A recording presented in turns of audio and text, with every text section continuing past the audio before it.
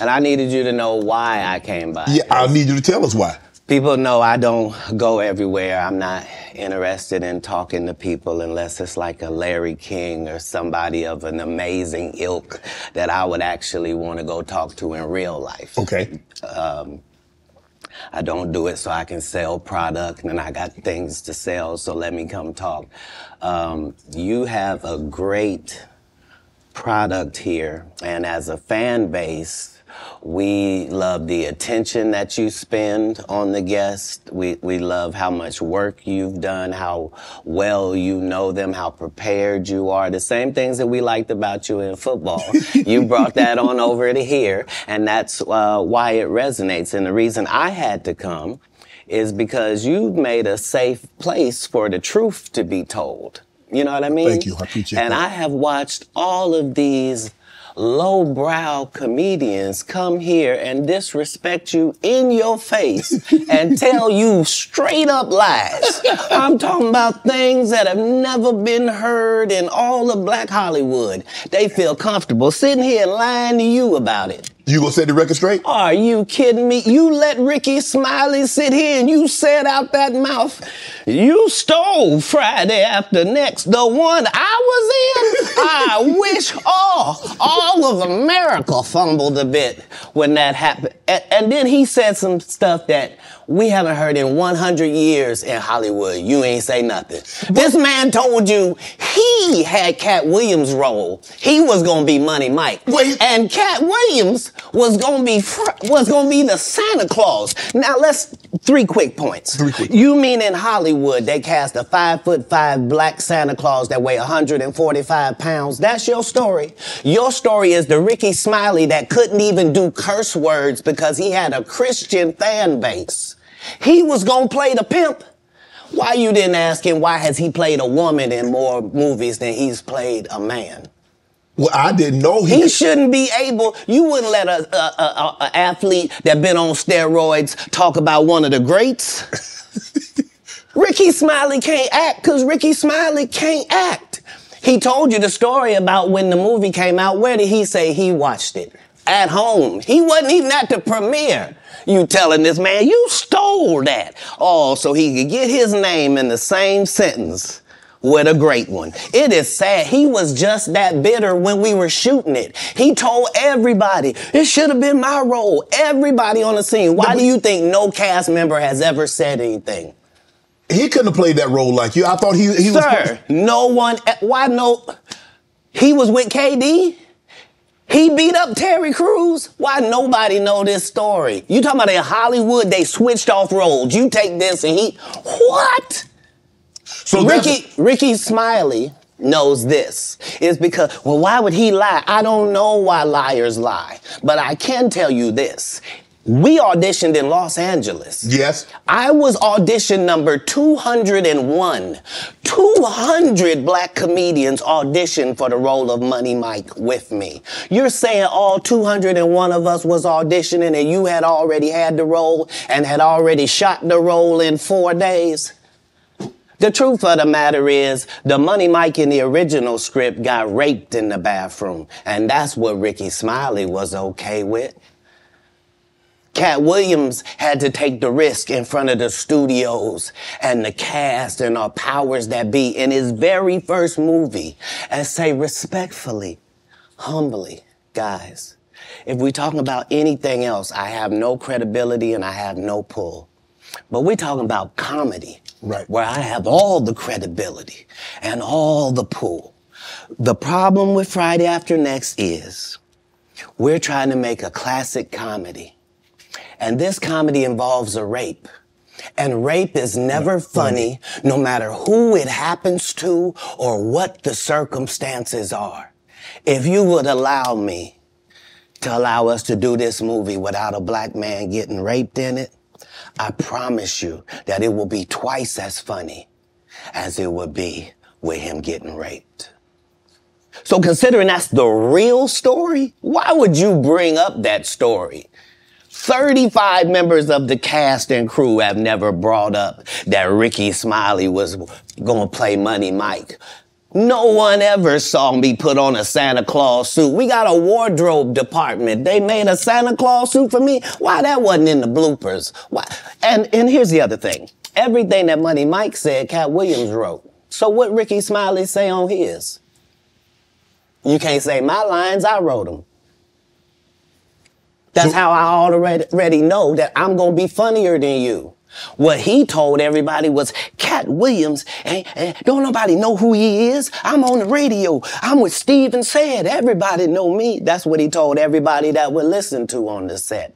That's the truth of the matter. He was so egregious, not now, then. He was so egregious that, and Hollywood has never heard this in 100 years. He was so egregious, I put in my contract that I won't work with Rickey Smiley again unless he's in a dress. Now, what was Rickey Smiley's next movie? Was it First Sunday? Did he wear a dress in it? You bet he did. It's in my contract. Why would you put that in your contract, Katt? That's where he's a believable actor. Him and Tyler Perry can't play a man to save their life. They play good women, and I believe that the best actor should be in the best role.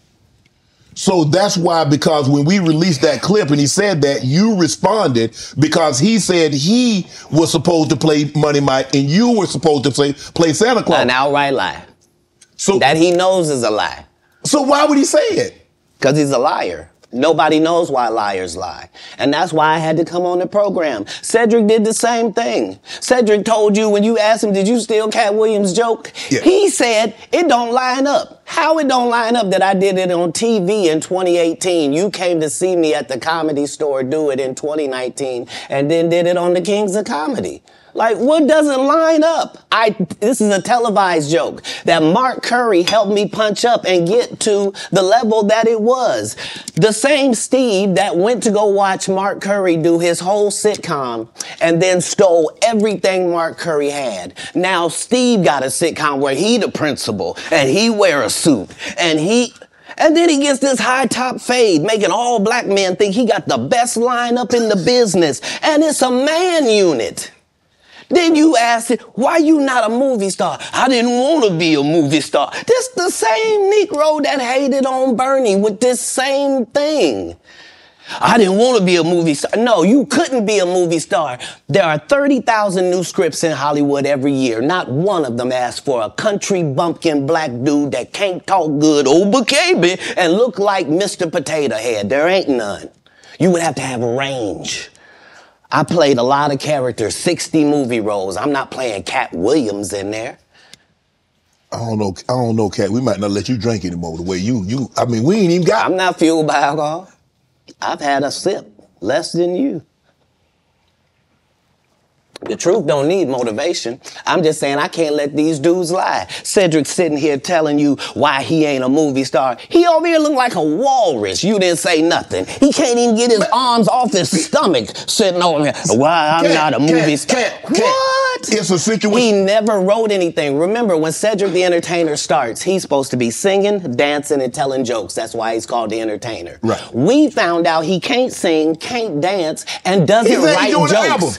He did 4 comedy specials. They're so bad, Shannon, they're not available on Netflix or Tubi. Can I say that again for the audience? They're so bad that they're not available on Netflix or Tubi. You don't think Sam's a good comedian? The world doesn't think that, sir. I have 12 comedy specials. He has 4 specials that are not available on Netflix or Tubi. It seems to me, Katt, that you had a lot to get off your chest. No. You wanted to set the record straight. Winners are not allowed to allow losers to rewrite history. I don't say any of these things if my name is not breached by these people on your platform. If you give a liar a platform to lie, then I'm not being messy by saying, hold on, that never happened, it's untrue, and there are hundreds of witnesses for each thing I'm saying. So let me ask you this. What is your relationship with Steve Harvey, Rickey Smiley, and Cedric the Entertainer as you sit here currently? For 30 years, they're a group. These aren't three random guys. The way that Rickey Smiley kept appearing at all of my auditions is because of Steven said he would tell anybody that, listen, they got a gang on that side. They know what it is. They know who the gang is. Why Earthquake not in movies? 'Cause he's illiterate. He can't read. And they found that out when they gave him a show and put the cards in front of him. Like, all of these dudes are co-entwined and they share secrets. And this is the age of truth. And the truth doesn't need to be scared of the fact that people tell lies. Katt's on drugs. Where are the stories? Why is there no story of anybody who ever sold a drug to me, did a drug with me, was around me when I was inebriated? I got 5 daughters. I got 5 sons. Why would we tell these ridiculous stories?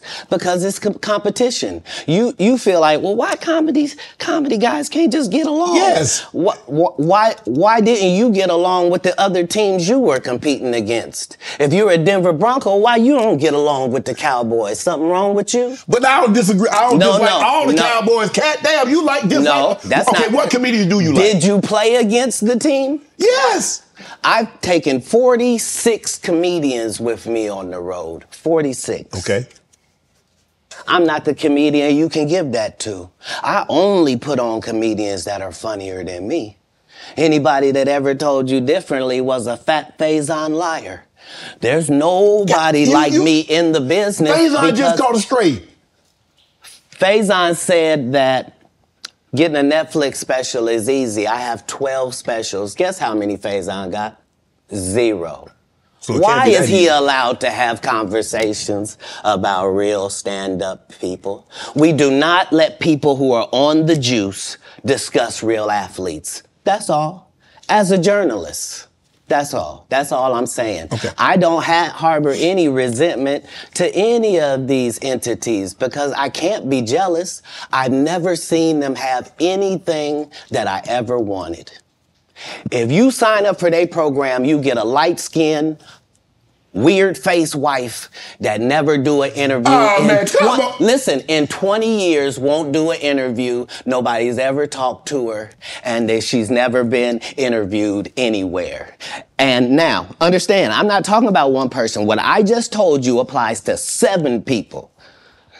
How they all end up with that. That's part of what you get. I came in this business saying I was going to expose. When I talked about Michael Jackson, when I talked about R. Kelly, they canceled me for these things because why would you talk about another black dude? Race is not where the line is drawn. It's God's side and the other side. And we don't care nothing about the other side. Period. All of these big dick deviants is all catching hell in 2024. It's up for all of them. It don't matter if you Diddy or whoever you is. T.G. Jakes, any of them. All lies will be exposed. That's all.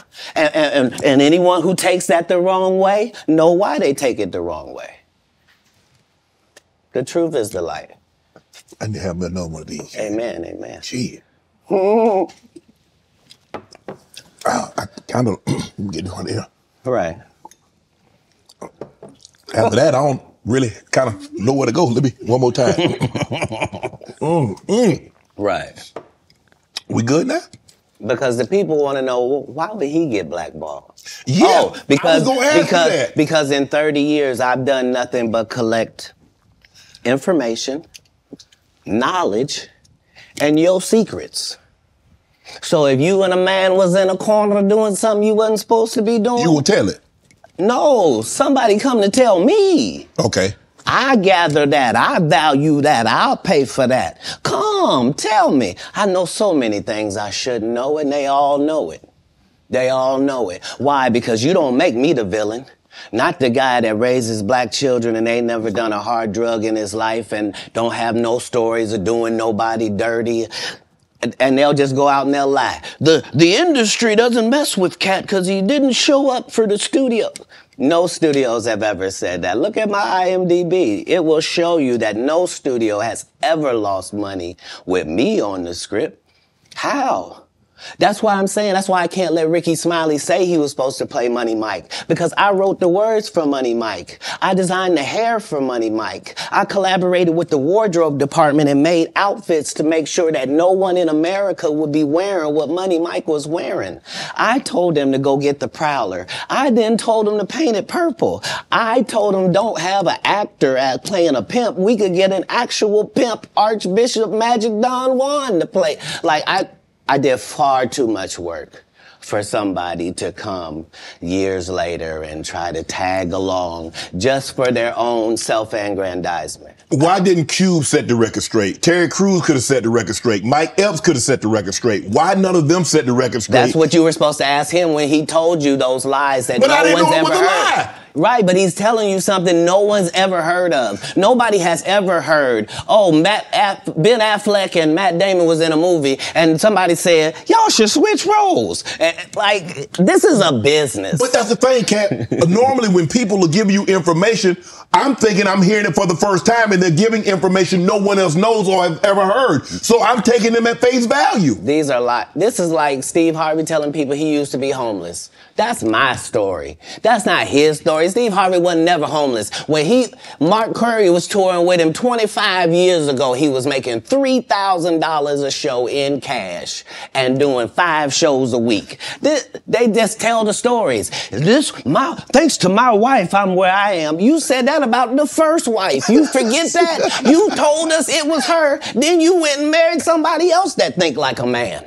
Like, what are you talking about? They think they can rewrite history. Guy Torrey did a beautiful special about the Comedy Store and Fat Tuesday, where he said that Steve and Cedric and Kevin Hart and Tiffany Haddish came through there and made...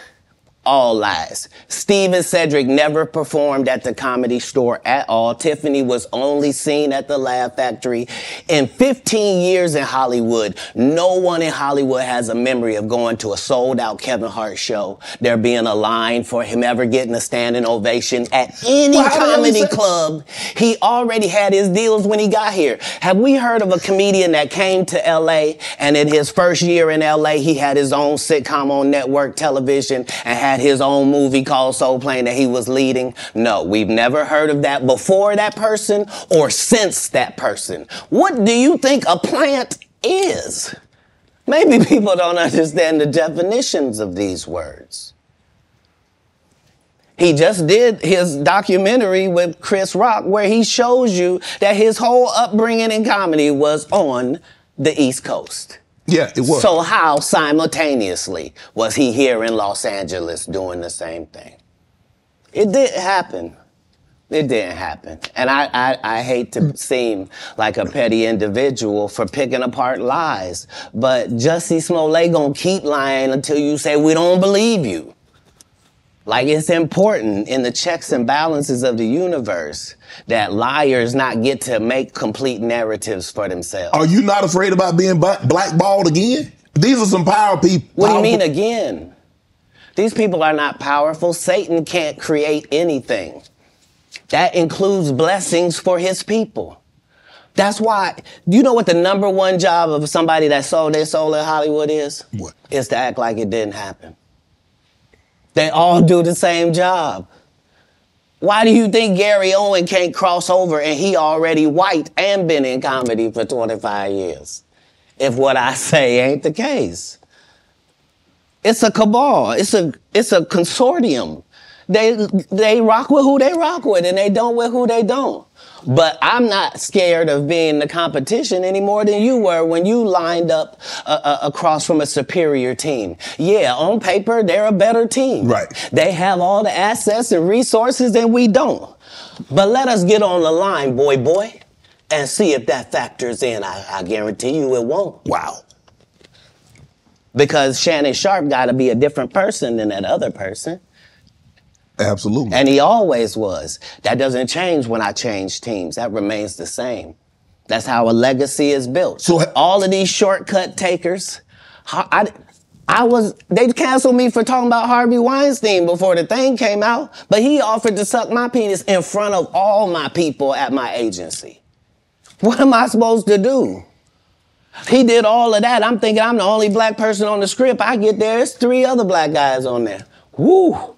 Huh. So you wonder what they did to get that? I told him no. What y'all do? And this is why when I walk in a room, heads go down.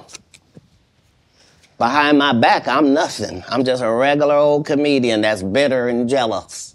But in my face, no, no, no. The king has walked in and they have to respect it only because I've not taken the shortcuts. I've not been funded. They pay you to not talk about things they don't want you to talk about. They tell you that themselves. I can't do that because Steve told you that he stopped doing stand-up because he has 7 TV shows. The only problem is when he stopped stand-up, he didn't have those 7 TV shows. He stopped stand-up because he got in a comedy battle called the Championship of Stand-Up Comedy with one Katt Williams in Detroit in front of 10,000 people and lost because Katt Williams said he was actually bald and that was a wig. And I went in, and that's why he couldn't do stand-up anymore. Imagine him coming to tell you another story where he got so big and it was Bernie and them's fault because they wanted to be movie stars. What? You called Ocean 11 to get that nigga's part. What do you mean you didn't want to be a movie star? So on the behalf of Bernie, I would have to say what I have to say. Have you ever been on tour with any of these guys? Every guy I mentioned to you is not funny out there in real life. So no. Faison's never done his own tour in 30 years. Steve Harvey don't do stand-up no more. Cedric doesn't write. I'm sorry, he doesn't write. Rickey Smiley has been playing the same old black woman forever. Like, you can't get a young fan base with that. Like, you gotta be doing karaoke around the country to make that work. Right. And he is. But I'm a stand-up comedian. This is my 19th 100-city tour. I'm not gonna have a conversation with these lazy bums that'll take a shortcut at any point. Yes, it's easier for you to juice than to get in the gym, but you don't get to bring that body in here talking crazy. Talk about how good you look. What? No, there's too many comics out there that are putting their life on the line to tell these jokes, man. Okay, let's get to your upbringing. We're gonna circle back and we'll get I want to protect him real quick, because you had said for the Kings of Comedy, it was in 2018, 2019, but did you mean 1999? Because it came out in 2000, so I just want to make sure. No, I didn't. No. So what I meant to say was, remember, he said I couldn't do stand-up anymore. I had 7 TV shows. I said he didn't have any of those TV shows at the time. I know you talking about Cedric. Joke stealing from Cedric. Cedric. Okay, so you had said that 2018, 2019, but it came out in 2000, so I just want to make sure. Okay, no. What comes out in 2000? The original Kings of Comedy. Right. I'm on BET's Comic View, and they're using this as the commercial in 1998. Okay. That's why I'm saying, yeah. So if I said the dates wrong, let's go back and clear that up. Okay. You said, I had Cedric on here, and I asked him about the joke stealing, and he said the timeline doesn't add up. Correct. To that point, you say. Right. So he thought that I was just a no-name comedian and that he could take this joke and nobody would know. Right. The issue was that I had already done this particular joke on BET's Comic View twice. Right. It had done so well on BET's Comic View that they had made it part of the commercial. So part of the commercial of make sure you tune in to BET was you seeing me doing this joke. Right. And this joke is one of those jokes in comedy where you set it up and it takes a little longer to set it up, takes about 3 minutes, but then you're just hitting them with jokes after that because you don't have to set it up. Right. Mark Curry had already helped me work on this joke because I thought it was good because I was getting a standing ovation on it. He had me go back in the lab and help me craft it to be an even more powerful joke. So this is not just a random joke. This is my very best joke, and it's my last joke, and it's my closing joke. Okay. 1998, I'm doing this joke. It's on Comic View. Cedric comes to the Comedy Store. He watches me in the audience. He comes backstage. He tells me what a great job I did and how much he loves the joke. 2 years later, he's doing that as his last joke on the Kings of Comedy. And he's doing it verbatim. He's just changed my car into a spaceship. Him and Steve had already apologized for me, so I gave him a pass for a decade. Why would you sit here and be like, I saw Katt 30 times, and Katt didn't do, as I stand before you, Shannon, I would have bust Cedric's stomach. There was nothing that would have kept me from one of these in that patch right there. Like, are you kidding me? Why would you downplay me like that? Why did I give you a pass if you were just gonna lie? And so that's what I'm saying. Like, they're all a group. Cedric, Steve, Rickey, they've been a group. Everybody knows that. They've been aligned. And there are these alliances in comedy. And if you stand against them, then they sometimes have a problem. But we don't let that change the content, because that's all you know me for, is that I'm quite likely to tell the whole truth and nothing but the truth, so help me God. Now, I'm reading Katt Williams won Cedric the Entertainer's and Anheuser-Busch Best Los Angeles Comic Award. Did you win that award, won Katt Williams? It's a simple yes or no. It's not a rhetorical question. It's a question that probably should have been asked to Cedric the Entertainer. I'm asking you. I got you here, though. I know. I couldn't believe Cedric didn't get asked that question. You steal a dude's joke and then give him an award, and then 10 years later you don't know nothing about it. Hey, but I promise you this. What? If he sees me again before he sees you, he'll be talking different when you see him. That's for certain. That's the difference. That's what these comics understand, is that I'm not doing nothing for clout. I don't even recognize clout. But eventually the Lord is going to let me and you be in one hallway. A lot of these dudes go... Kevin Hart done went 25 years without ever being in the same building with me at the same time. If I go in the building, he walk out. You've never seen us in the same building ever in 25 years. Like, it's like that. Why? Why? Yes. Because I'm really the product. It's not what you think. I am never under the influence of anything. I'm always in my right mind. I'm always a physical specimen. And when you see me, I'm much, much bigger than you had thought. I have far less play in me than you would like. And I'm relentless. I'm out there. I'm still, to this day, I play 11 games of basketball with a 20-year-old. The record is 92-6.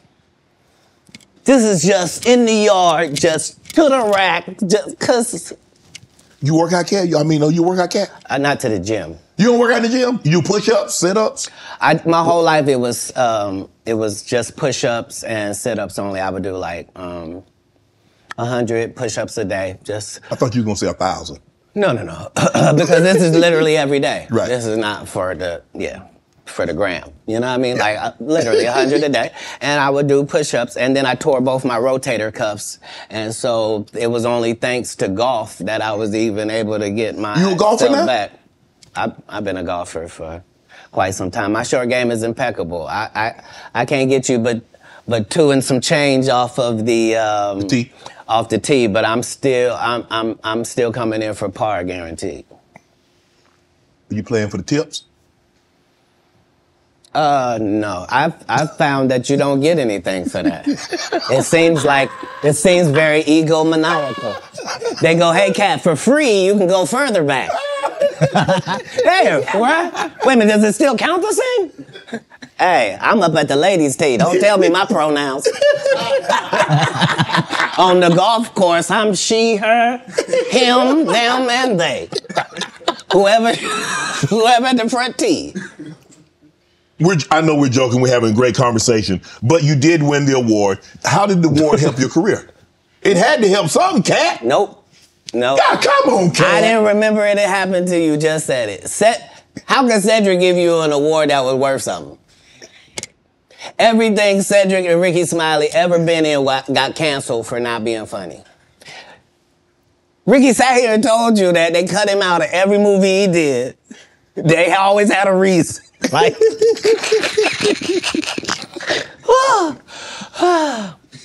that's why I'm funny, because I'm a happy person. I laugh all day long. I can't even imagine the misery of these bums. Just